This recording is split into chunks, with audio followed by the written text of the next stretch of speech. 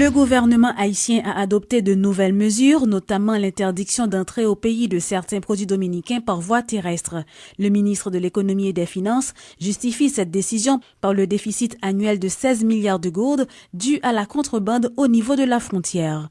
Selon Wilson Lalo, cette disposition est le fruit de pourparlers entre l'État haïtien et le secteur privé des affaires. Elle vise notamment à protéger les entreprises locales et à encourager l'investissement dans le pays.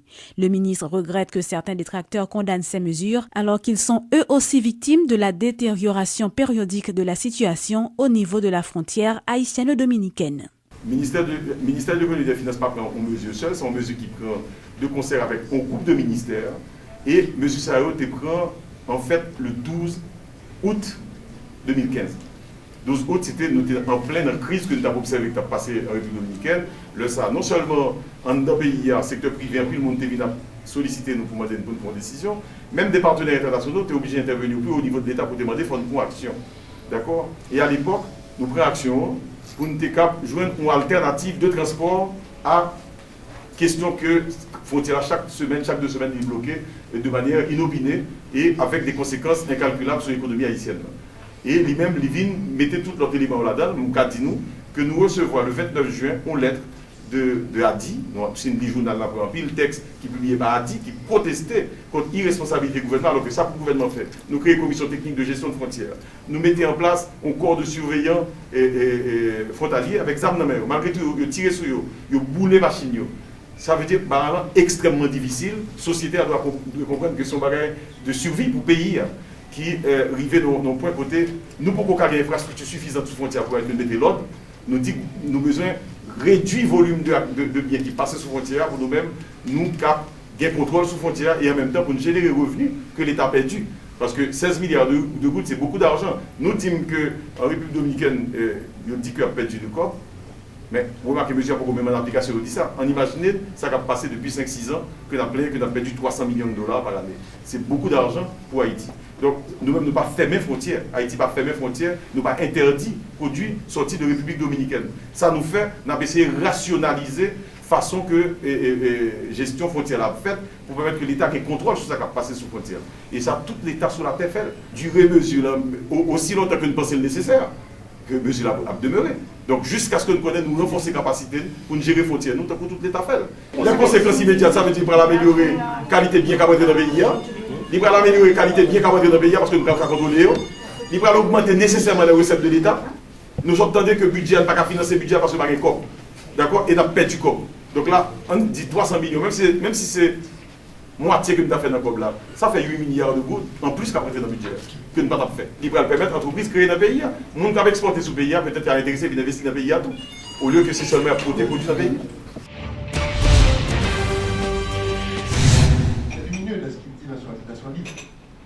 Présentation ce mardi par la Banque mondiale de son rapport diagnostic sur Haïti, dans lequel elle souligne la précarité économique qui règne dans le pays malgré les efforts consentis sur le plan macroéconomique.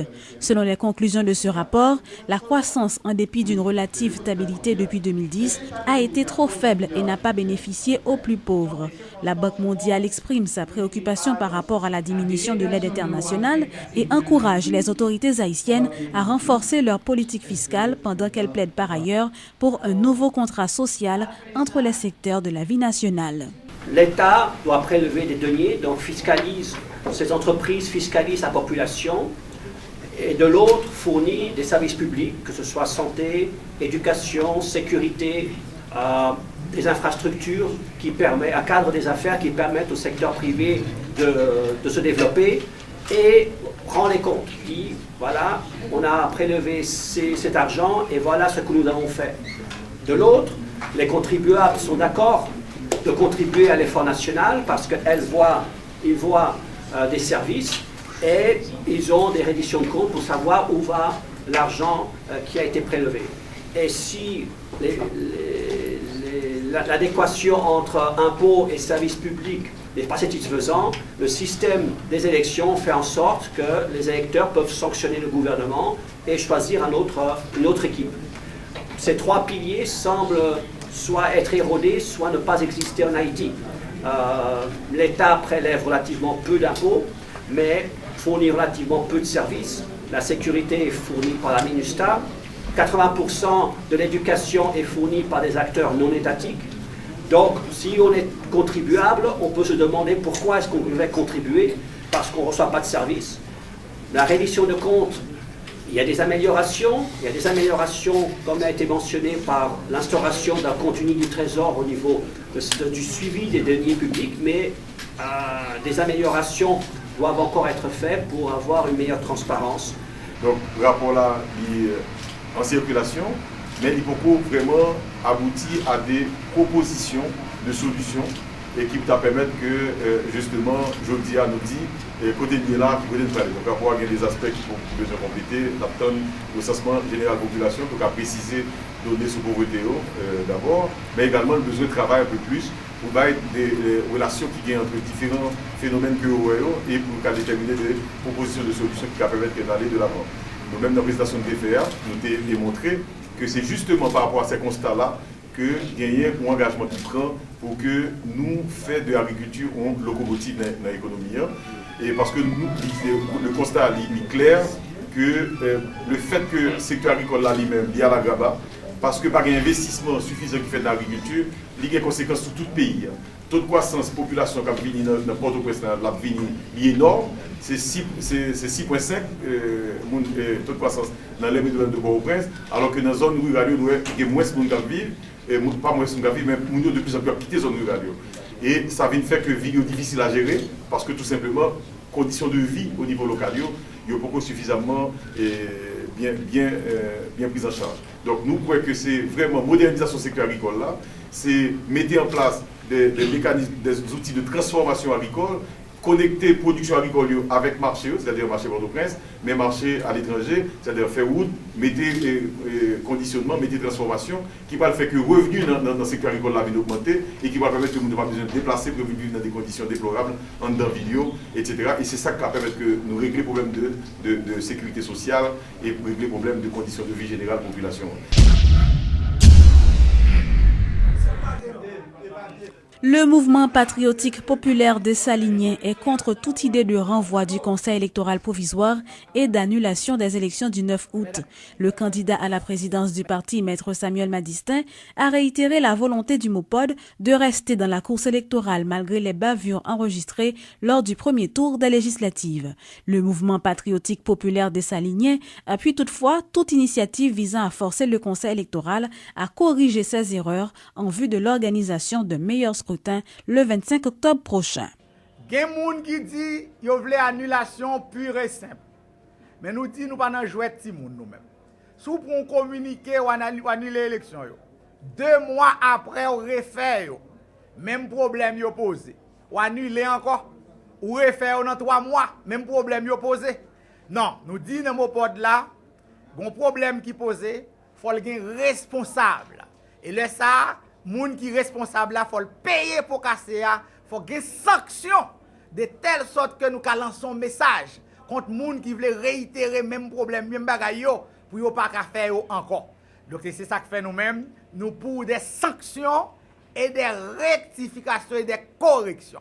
Si élection yo pas ta réalisé ou si yo ta réalisé mal, pays a ka connaît des jours malheureux. L'aventure que nous vivons là, est capable de gagner des conséquences incalculables. Le MOPOD n'est pas pour l'aventure. Le MOPOD est favorable à l'organisation d'élections crédibles et honnêtes. Le MOPOD, il compte la non-tenue des élections et en même temps, il compte l'organisation d'élections dirigées. Nous disons que CEP n'a pas créé un environnement, mais MOPOD a gourmé dans le processus là pour forcer à créer un meilleur environnement. Et si l'environnement n'est pas créé, si l'élection n'est pas réalisée de manière crédible, eh bien pour l'élection croquer dans le conseil électoral là jusqu'à la fin, donc pour le craser avec MOPOD. Mais nous ne pouvons pas courir quitter le processus là pour nous donner la possibilité pour faire sans nous. Si vous aimez Haïti, Le candidat à la présidence du parti Combit pour Haïti, COPA, dénonce l'hypocrisie des candidats qui contestent les élections mais continuent à faire campagne. Selon Joseph-Harry Bretou, les prétendants n'ont d'autre choix que de collaborer de façon constructive avec le CEP pour que le scrutin du 25 octobre se déroule d'une meilleure façon que le précédent. Monsieur Bretou dit appuyer le Conseil électoral qui, selon lui, est le seul capable de mener les élections à bien, de manière à renouveler le personnel politique du pays. Il y a beaucoup de partis politiques, de leaders politiques qui ne pensent qu'à eux-mêmes. Ils mettent beaucoup de confusion dans la tête des gens pendant qu'ils sont en train de régler leurs affaires. Regardez, ils sont contre les élections et pourtant ils font campagne. Ils sont contre M. Oupon parce qu'ils n'ont pas gagné aux élections. Ils veulent tout détruire, ils veulent tout chambarder. Ils sont des acteurs en eau trouble. Et je ne pourrais me mettre contre les choses qui se font pour mon pays. Les élections se font par les Haïtiens, pour les Haïtiens.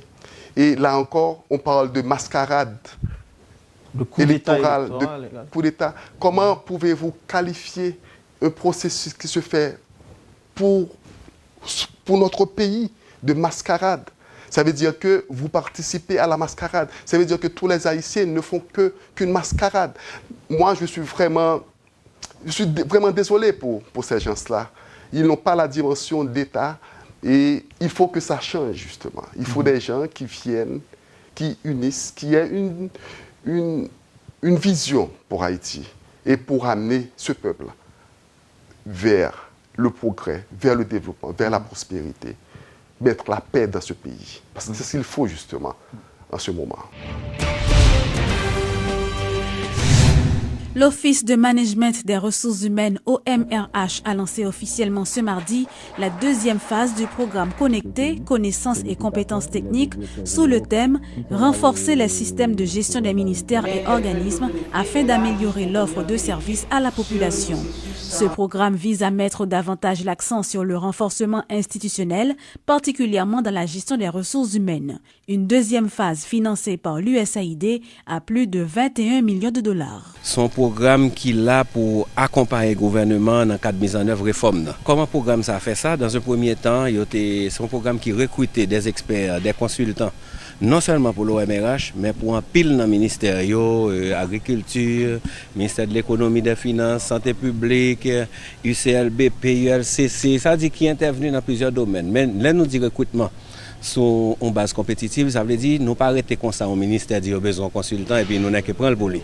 Nous assurons quand même que demande là justifiée, que demande d'assistance technique là pertinente et que son demande vraiment qui va changer dans le ministère là. Et consultants qui placent dans le ministère autour, yo accompagné par un staff dans le ministère là. Parce que nous avons toujours voulu divorcer avec le principe qu'un consultant débarque, il fait travail, il bat un rapport, il vire donne l'aller. Ça veut dire qu'il y a une évaluation continue, systématique qui est faite par le ministère bénéficiaire là pour nous assurer nous que nous avons vraiment un travail à faire. Là nous dit lancement programme parce que yo vient réorienter le programme là pour le ministère un petit peu plus d'appui sur composantes ressources humaines pour mettre plus d'outils modernes de gestion des ressources humaines dans le ministère, pour faire travailler mieux et pour mettre des consultants à la disposition du ministère, dépendamment des domaines. Parce que nous connaissons besoins différents d'un ministère à l'autre, mais nous assurons vraiment que besoin réel, mais c'est pour faire des bails contrats pour bails contrats, c'est mettre un consultant qui peut aider le ministère à changer façon de faire, renforcer le système de gestion, et pour le bail, puis bonne performance et augmenter la productivité. Ça veut dire que nous ne décidons pas nous-mêmes, c'est l'OMRH qui décide quelle requête va être honorée. En plus, ce qui est très important pour nous, pour dire aussi, nous facilitons les processus au nom de l'OMRH et nous ne prenons pas la décision. Ça veut dire que le ministère qui a envoyé la requête à l'OMRH, qui a été justifiée par l'OMRH, va décider lui-même sur des critères décidés en avance, quels consultants qui vont mettre en place dans leur ministère.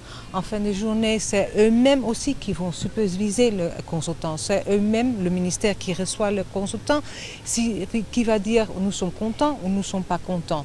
Et ils vont nous renvoyer les informations pour nous informer s'ils sont contents. Donc nous sommes vraiment là pour appuyer l'OMRH et les ministères pour un recrutement transparent et compétitif, nous ne sommes pas là pour décider.